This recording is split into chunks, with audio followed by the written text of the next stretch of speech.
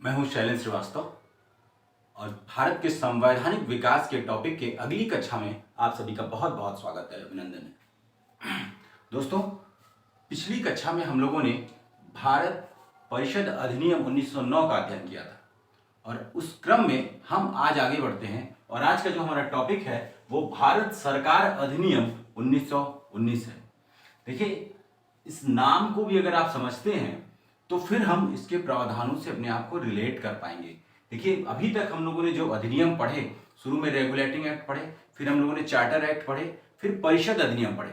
1858 के बाद जो अधिनियम आए, चाहे 1861 का परिषद अधिनियम, 1892 का परिषद अधिनियम और फिर 1909 का परिषद अधिनियम, वो तीनों अधिनियम जो इसके पहले हम लोगों ने पढ़ा था वो परिषदों की कार्यप्रणाली और संरचना को लेकर था और उनसे संबंधित, उनके संबंध में जो सुधार प्रायोजित किए गए थे उस पर वो आधारित थे। ये अधिनियम भारत शासन अधिनियम 1919 ये बताता है कि भारत शासन अधिनियम यानी कि अब भारत की सरकार के संबंध में परिवर्तन हो रहे हैं और यहां पर आपको देखने को मिलेगा, जैसे इसमें देखिए इसका सब टॉपिक हमने एक नाम रखा हुआ है, उत्तरदायी सरकार की ओर, फर्स्ट पार्ट, क्योंकि अभी इसके बाद हम अधिनियम पढ़ेंगे भारत शासन अधिनियम 1935 उत्तरदायी सरकार की ओर द्वितीय भाग। यानी कि ये दोनों अधिनियम ऐसे हैं जिनमें भारतीयों की प्रशासन में उत्तरदायित्व को स्थान दिया गया।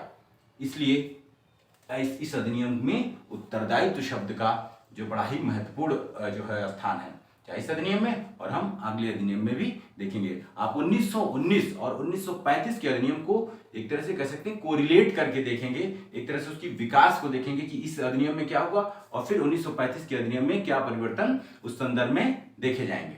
देखिए, इस टॉपिक को हम लोग जो पढ़ रहे हैं थोड़ा सा इसमें ऐतिहासिक परिप्रेक्ष्य से पढ़ रहे हैं, क्योंकि ये टॉपिक जो है वो आपके भारतीय राज्य व्यवस्था और भारत के इतिहास, इन दोनों का एक कॉमन टॉपिक है। ठीक है, तो हम इस टॉपिक को इस तरीके से भी पढ़ ले रहे हैं कि देखिए, संवैधानिक अगर टॉपिक से देखेंगे, अगर पॉलिटी के हिसाब से, तो सिर्फ इसके प्रावधानों पे हम लोगों ने सीधे सीधे बात कर लें और उसको याद कर लें, वो आपके लिए एनफ है।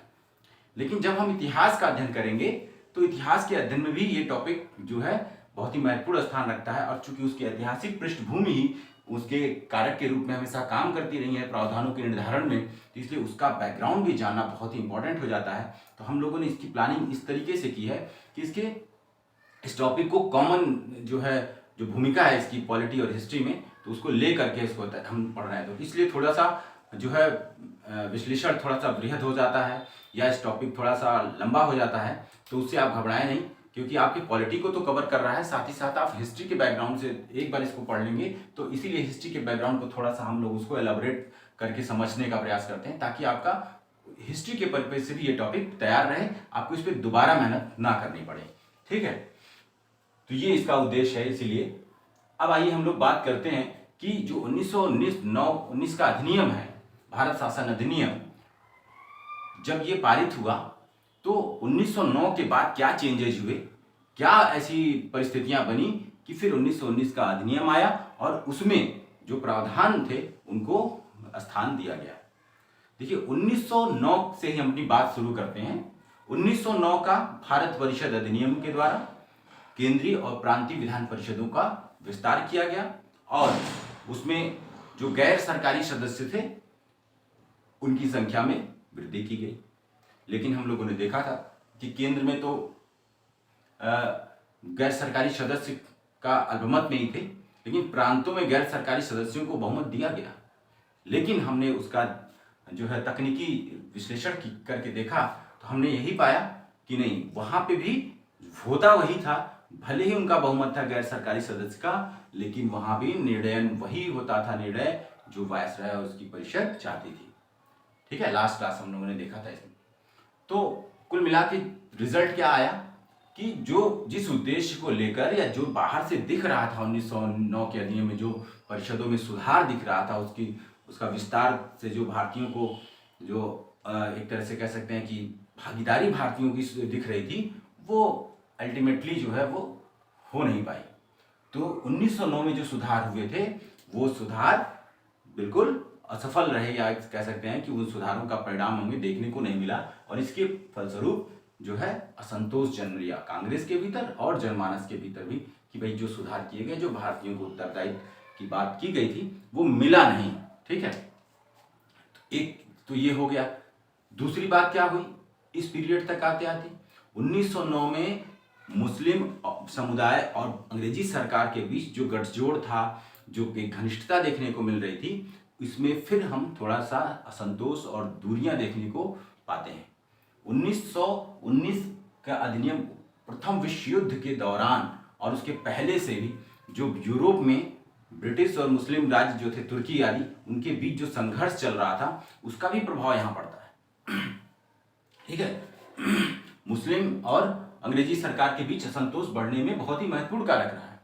इसीलिए आप देखें कि जो प्रथम विश्व युद्ध था, फर्स्ट वर्ल्ड वार था, फर्स्ट वर्ल्ड वार में उसके पहले जो है बाल्कन के जो युद्ध हुए 1912-13 में, उसमें जो है यूरोप के जो ईसाई राष्ट्र थे वो यहाँ पे भारत जनमानस में ये माना गया कि बाल्कन युद्धों में जो तुर्की के साथ जो व्यवहार हुआ या तुर्की पर जो कह सकते हैं कि जो बल प्रयोग किया गया, वो उसको उन्होंने, तुर्की उस समय मुस्लिम समाज का या मुस्लिम जो राष्ट्र थे उनका एक कह सकते उसको इस्लाम की तलवार की उपमा दी जाती थी और उसको यूरोपीय राष्ट्रों के द्वारा जो है एक प्रताड़ना के रूप में देखा गया बाल्कन युद्धों को।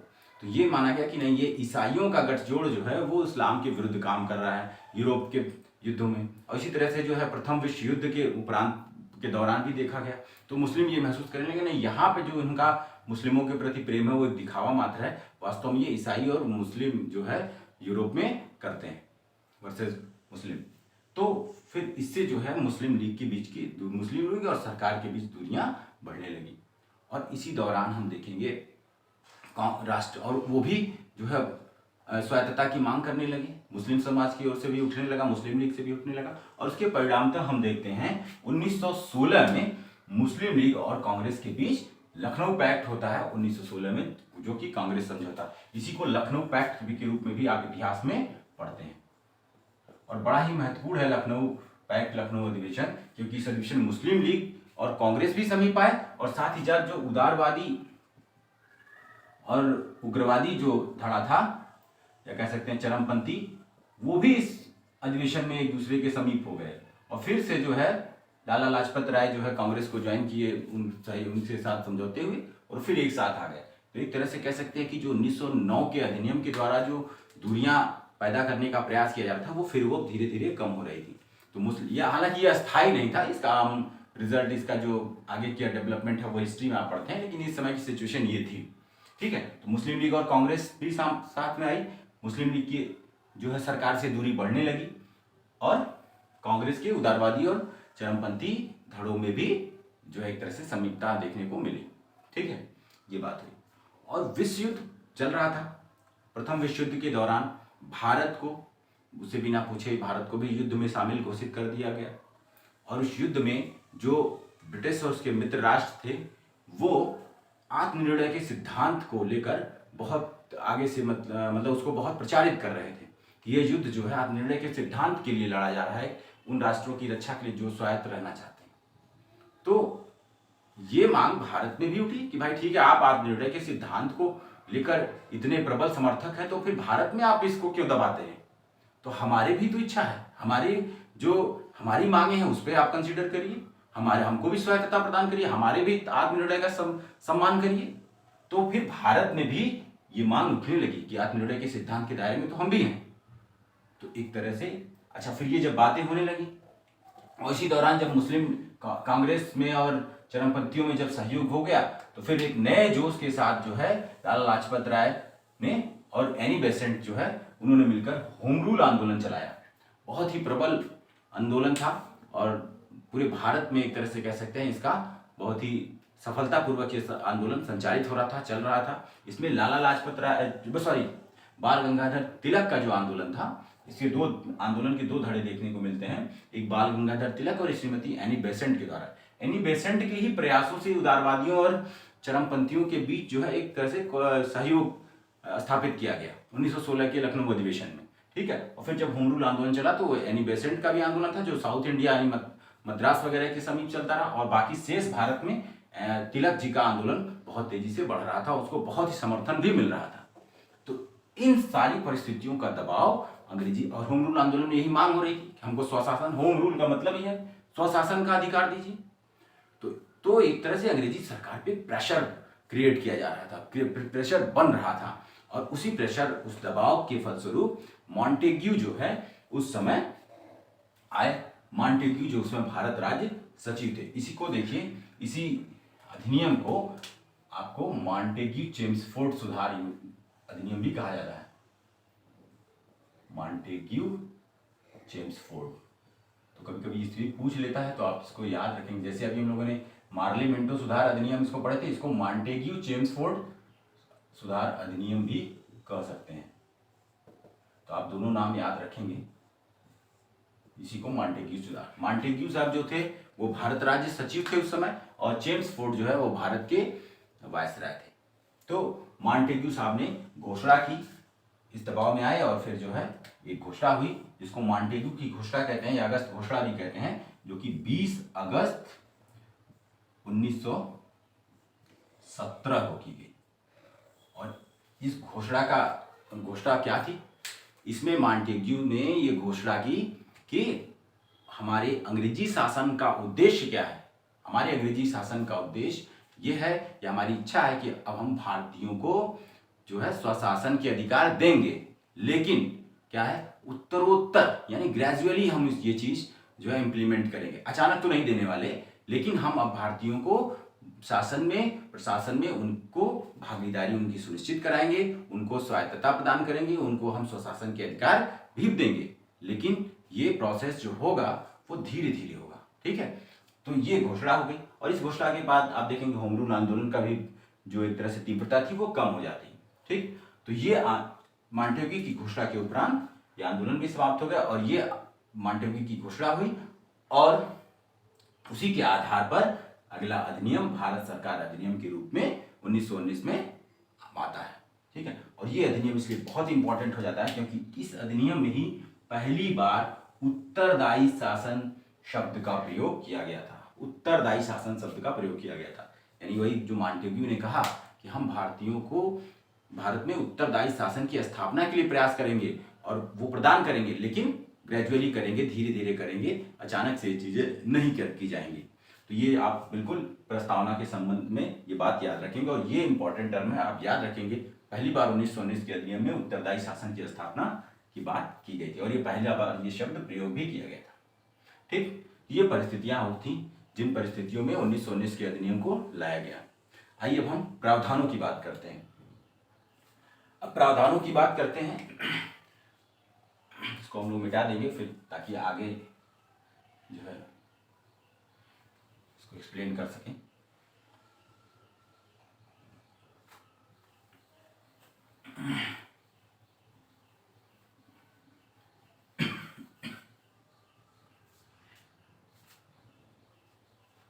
देखिए, अब इसके प्रावधान में सबसे पहला प्रावधान देखिए क्या है, गृह सरकार में परिवर्तन हुए। अब इसको बात को समझिए, गृह सरकार में परिवर्तन हुए, कैसे परिवर्तन हुए गृह सरकार में? देखिए, 1793 का जो एक्ट था, आपको याद होगा, 1793 के एक्ट में ये प्रावधान किया गया था कि जो भारत राज्य सचिव, हालांकि उसमें भारत राज्य सचिव ये 58 के अधिनियम वाला नहीं था, उसके पहले था। ठीक है, भारत राज्य सचिव जब बोर्ड ऑफ कंट्रोल और बोर्ड ऑफ डायरेक्टर्स बन गए थे, उस प्रावधान को आप याद रखेंगे। उस समय जो सचिव होता था वो, उसका वेतन भत्ता जो है वो कहां से दिया जाता था? वो दिया जाता था भारतीय राजस्व से। ठीक है, 1793 के एक्ट के द्वारा जो भारत का सचिव होता था, भारत राज्य सचिव, उसका वेतन भत्ता किससे प्रदान किया जाता था? भारतीय राजस्व से प्रदान किया जाता था। लेकिन अब क्या कर दिया गया, अब ये प्रावधान समाप्त कर दिया गया। इसकी बड़ी मांग भी की जा रही थी कि भाई कलकत्ता का शासन, कलकत्ता के केंद्र का शासन आप लंदन के केंद्र से कैसे कर रहे हैं? तो कलकत्ता में, यानी कि भारत के संदर्भ की बात हो रही, जो कैपिटल था वहां उस समय ब्रिटिश भारत का, उसका जो व्यवस्था है, उसकी जो प्रणाली है चलाने के लिए, वो यहीं पे होनी चाहिए। उसका वेतन अगर यहाँ से दिया जा रहा है तो वो यहीं पे होना चाहिए, वहां के वेतन से नहीं होना चाहिए। वहां के पदाधिकारी का, भारत के वेतन से उस पदाधिकारी का भुगतान नहीं होना चाहिए। तो इसकी मांग हो रही थी कांग्रेस के द्वारा, तो इसको समाप्त कर दिया गया, और उसके स्थान पर एक उच्चायुक्त एक जो है भारतीय उच्चायुक्त का के पद का सृजन किया गया लंदन में, और उस पदाधिकारी को भारत के राजस्व से वेतन दिया गया, क्योंकि वो भारत का पदाधिकारी था जो एक तरह से यहाँ से अपॉइंट, यहाँ के प्रतिनिधि के रूप में वहां पे देखता था शासन। ठीक है, तो ये एक परिवर्तन किया गया। आप मोटी मोटा ये बात याद रखेंगे कि भारत राज सचिव के राजस्व का वेतन भारतीय राजस्व देना कब बंद हुआ, इस अधिनियम के द्वारा। इसको प्रारंभ किया था 1793 में। और कभी अगर ये प्रश्न पूछते कि भारतीय उच्चायुक्त का पद कब सृजन हुआ, तो 1919 के अधिनियम से। तो भारत राज सचिव के का जो कार्य था, उसकी जो कुछ अधिकार और कर्तव्य थे, वो लेकर इस पदाधिकारी को दे दिया गया, जो नया सृजन किया गया था, जिसको भारतीय उच्चायुक्त कहा जाता था। ठीक है, और इसका वेतन भारतीय राजस्व से प्रदान किया जाता था। तो ये गृह सरकार में परिवर्तन होगा। गृह सरकार का मतलब लंदन, जो हम लोग बहुत शुरू से आपसे बात करते आ रहे हैं। अब देखिए भारत में क्या हुआ, भारत की सरकार में क्या परिवर्तन हुआ। तो भारत की सरकार की जब हम बात कर रहे हैं, यानी कि हम बात कर रहे हैं केंद्र स्तर की। ठीक है, यानी केंद्र स्तर की। अब केंद्र स्तर में क्या परिवर्तन हुआ, तो देखिए वहां पे दो बातें थी। एक तो कार्यकारी, सरकार के दो अंग, एक कार्यकारी और एक विधायी। तो कार्यकारी प्रणाली में क्या परिवर्तन हुआ, ये परिवर्तन हुआ कि जो एग्जीक्यूटिव काउंसिल थी वायसराय की, उसमें 3 भारतीयों को भी, मतलब भारतीयों को भी स्थान दिया गया। 3 सीटें भारतीयों के लिए रखी गई। लेकिन उसमें जो विभाग, हाँ, एग्जीक्यूटिव काउंसिल, अभी आप याद करिए कि पहली बार एग्जीक्यूटिव काउंसिल में कौन जो है शामिल किया गया। आप इसका जवाब जो है आप नीचे लिखिएगा, पिछले अधिनियम में हम लोगों ने पढ़ा था। तो एग्जीक्यूटिव काउंसिल में अब 3 की व्यवस्था कर दी कि 3 सीटें होंगी जो भारतीयों के लिए रिजर्व होंगी। लेकिन वो 3 सीटें आप देखें तो बहुत ही महत्वपूर्ण जो विभाग उनको नहीं दिए गए थे, उनको विधि, श्रम, स्वास्थ्य, शिक्षा आदि जैसे जो है एक सामान्य प्रशासन के विषय उनको प्रदान किए गए थे। तो दिया तो गया वायसराय की कार्यकारिणी में जो है स्थान भारतीयों का बढ़ा, लेकिन जो विभाग या जो जिम्मेदारी दी गई थी वो बहुत ही महती जिम्मेदारी कोई नहीं दी गई थी। ठीक है, तो ये बात हो गई कार्यकारी में। हम लोगों ने देखा क्या परिवर्तन हुआ भारत में इस अधिनियम के द्वारा। अब विधायिका के संबंध में जान लीजिए, ये इंपॉर्टेंट फैक्ट है, आप इस टर्म को जरूर याद रखें। ठीक है, केंद्र स्तर पर इस अधिनियम के द्वारा द्विसदनात्मक व्यवस्था का प्रावधान किया गया है। यानी आप समझिए बात को, क्या हो रहा है कि इसके पहले तक क्या है, वायसराय है, उसकी कार्यकारी परिषद है। जब वो कानून बनाने बैठेगी तो विधायी परिषद बन जाएगी, और जब विधायी परिषद के रूप में बैठेगी तो अतिरिक्त सदस्य भी और आ जा रहे थे। वो संस्था बड़ी हो जा रही थी और वो मिलकर कानून बनाते थे। उसके क्या अधिकार थे, क्या जो है इश्यूज थे, वो हम पढ़ते आ रहे हैं, समझते आ रहे हैं। लेकिन ये बात आप समझ रहे हैं, यानी एक ही सदन था। एक तरह से विधान का जब बन रही थी तो एक ही सदन काम कर रहा था। ठीक है, लेकिन इस अधिनियम के द्वारा ये कहा गया कि नहीं, अब ये सदन द्विसदनात्मक व्यवस्था होगी। ठीक है, द्विसदनात्मक व्यवस्था होगी। उसमें 2 तरह के सदन होंगे, एक होगा राज्य परिषद और एक होगा केंद्रीय विधानसभा, जिसको कहा जाएगा। एक होगी राज्य परिषद और एक होगी केंद्रीय विधानसभा। राज्य परिषद जो होगी वो हमारे आज के राज्यसभा के जैसे होगी, यानी कि उच्च सदन होगा। और केंद्रीय विधानसभा जो होगी वो आज की लोकसभा की भांति होगी, यानी वो निम्न सभा होगी, निम्न सदन होगा।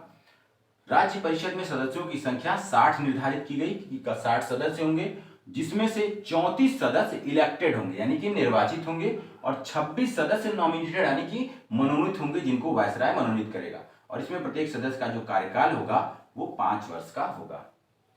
फिर केंद्रीय विधानसभा में क्या बात कही गई कि जो 145 सदस्य होंगे वो 104, उसमें से 104 होंगे वो इलेक्टेड होंगे, और 41 सदस्य जो होंगे वो नॉमिनेटेड होंगे, और इनका कार्यकाल जो होगा वो 3 वर्ष का होगा।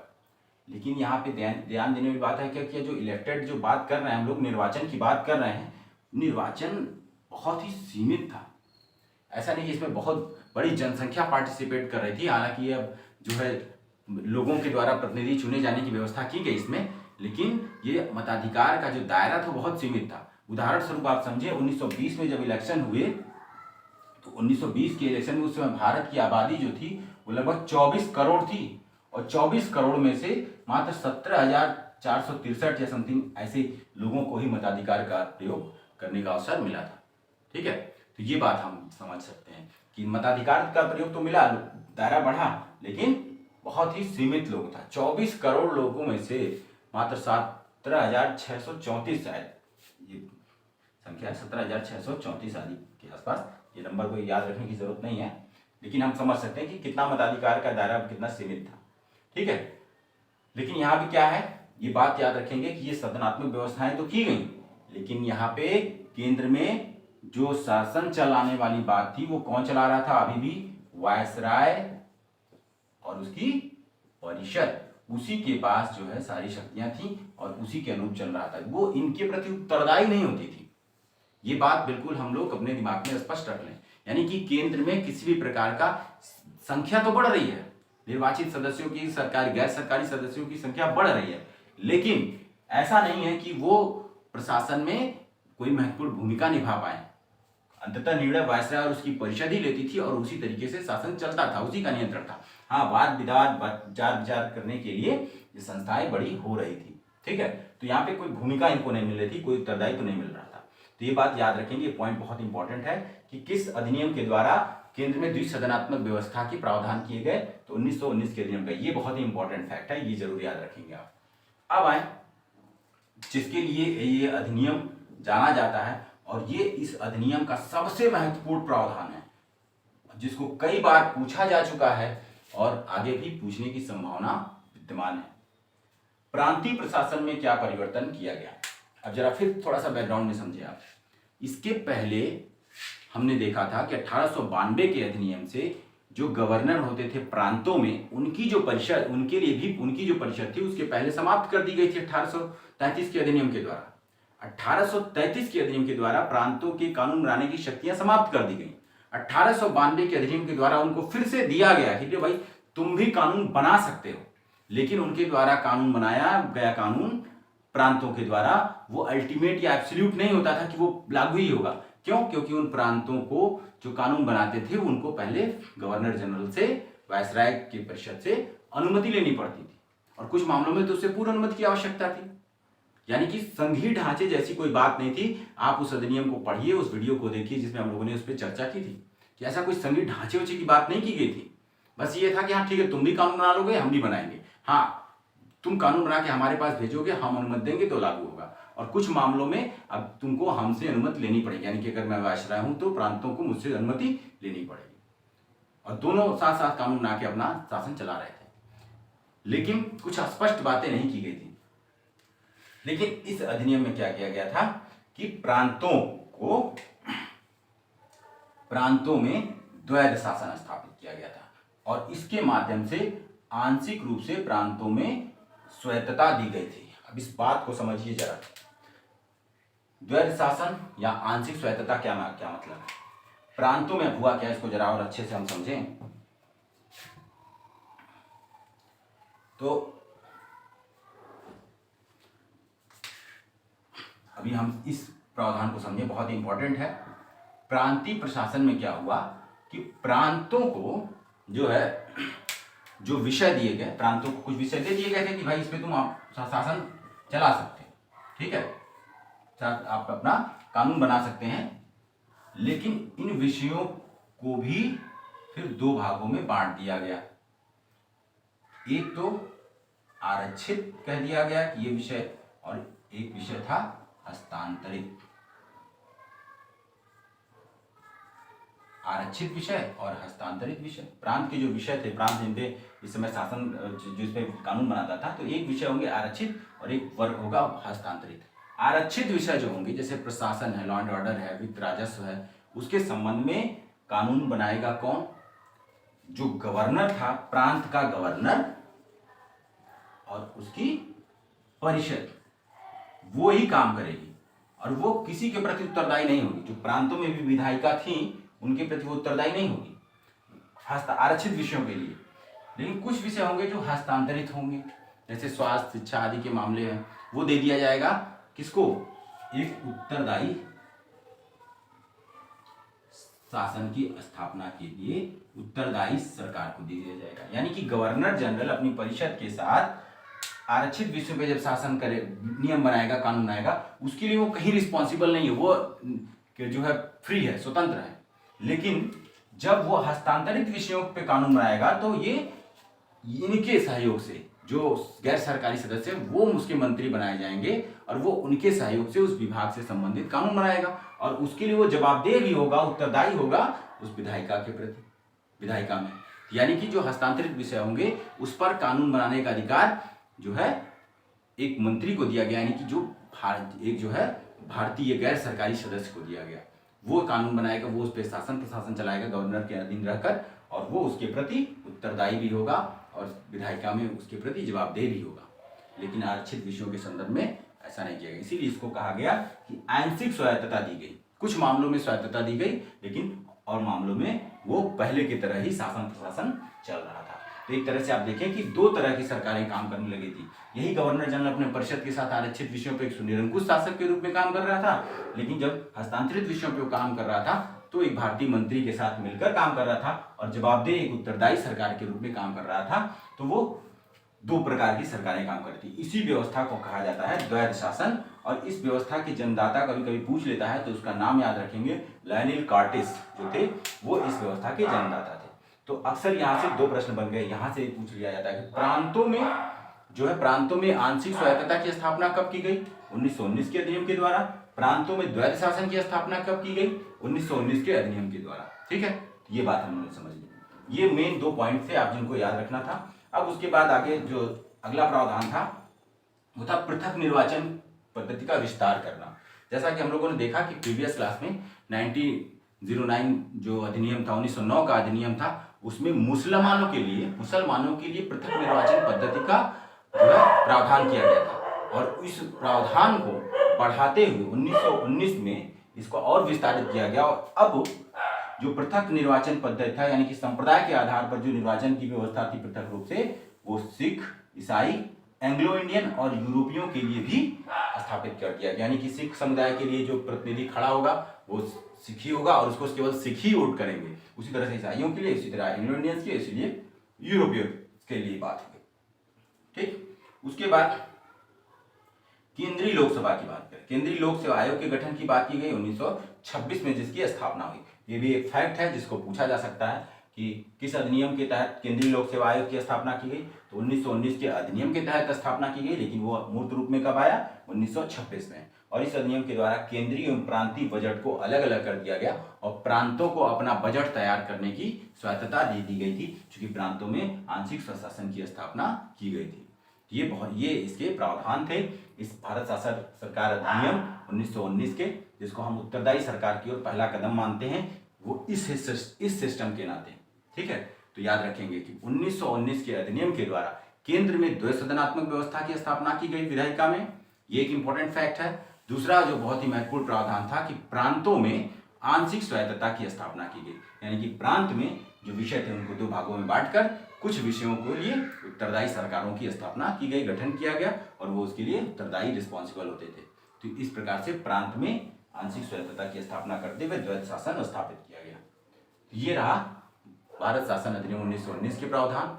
और तब तक के लिए धन्यवाद। हम अगली कक्षा में 1935 के अधिनियम को लेकर डिस्कस करेंगे, और उसके बाद हमारी जो संवैधानिक विकास का जो टॉपिक है वो लगभग खत्म हो जाता है। ठीक है, तो तब तक आप इसको प्रिपेयर करिए। तब तक के लिए बहुत बहुत धन्यवाद।